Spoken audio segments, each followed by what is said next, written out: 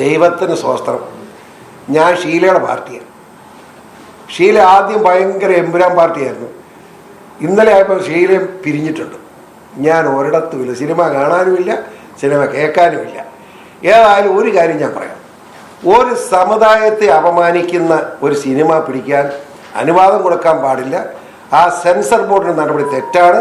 അത് കേന്ദ്ര ഗവൺമെൻറ് പരിശോധിക്കണം എന്നാണ് എൻ്റെ അഭിപ്രായം.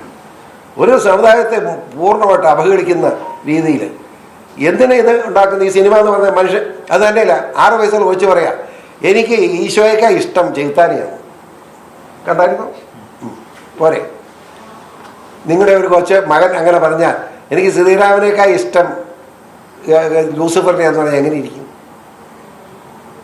ആ നിരക്കാൻ പറ്റും സിനിമ പിടിക്കുന്നവരെ മര്യാദ പഠിപ്പിക്കാനുള്ള സമയം കഴിഞ്ഞെന്ന് എൻ്റെ അഭിപ്രായം. ഒരു ക്ഷമിക്കണം അത് പറയുമ്പോൾ.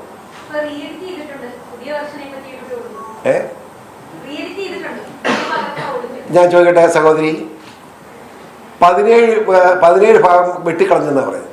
അപ്പോൾ 17 ഭാഗം കുറ്റമാനവും കുഴപ്പമാണെന്ന് ഇന്ന് പ്രൊഡ്യൂസറും നടന്മാരും സമ്മതിച്ചു എന്നല്ലേ അതിനർത്ഥം.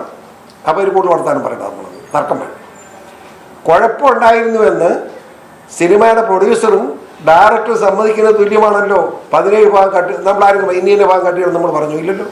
എന്തിനാവന്മാർ 17 കട്ടി കളഞ്ഞ് 2.5 മിനിറ്റ് ഇല്ലാതായി പോയല്ലോ. അപ്പോൾ അതിനകത്ത് കുഴപ്പമുണ്ടെന്ന് അവർ തന്നെ സമ്മതിക്കുന്നുണ്ട്. ഇനി കുറച്ചുകൂടെ കട്ട് ചെയ്യേണ്ടി വരും ഇനിയും വരുമ്പോൾ, ഒരു സംശയം വേണം. അത് കാണാൻ ആളെ കിട്ടുകയല്ലെന്ന് നമ്മളെ ഞാനെ പറ്റി കുറ്റം പറയാൻ ഉദ്ദേശിക്കും. ഇത്ര പറയുന്നു.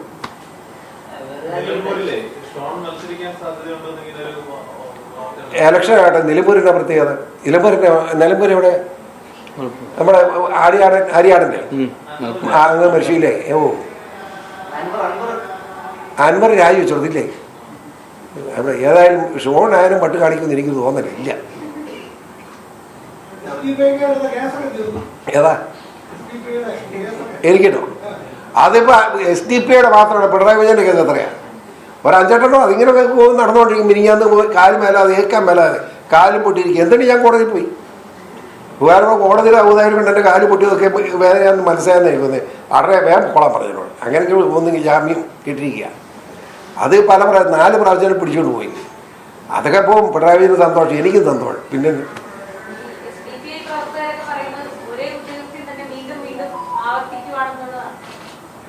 അപ്പം മോളോട് ഞാനിപ്പോൾ പറയാം, വീണ്ടും ഈ കൊച്ചാൻ്റെ ഇങ്ങനെ ചോദിക്കുന്നത് വെച്ചാൽ എന്നെ മറുപടി പറയും. അതുപോലെ അതൊരു ഉത്തരം. ചോദ്യം ഉടനെ ചോദിക്കുന്നു. അപ്പോൾ വീണ്ടും ചോദിക്കുമെന്ന് ചോദിച്ചിട്ട് കാര്യമല്ലോ. അതാണ് സത്യം. പിന്നെ വർത്താനം പറഞ്ഞത് എത്ര കേസാണ് എന്നെ ഈനായിട്ടൂടെ പിടിച്ചുകൊണ്ട് പോകുന്നതിനൊക്കെ കേസെടുത്ത് വെച്ചു. പിന്നെ ഭർത്താവ് കേസ് ഒത്തിരി ഉണ്ടെന്ന്. ഞാൻ മുഖ്യമന്ത്രിയാണെങ്കിൽ നിങ്ങൾ ഓരോരുത്തർക്ക് 1000 കേസ് വെച്ച് കൊടുക്കാൻ വേണം. അതുകൊണ്ട് ഒരു കാര്യമുണ്ടോ? ഓരോരുത്തരും ശിക്ഷിക്കട്ടെ. അപ്പം ഞാൻ പറയാം.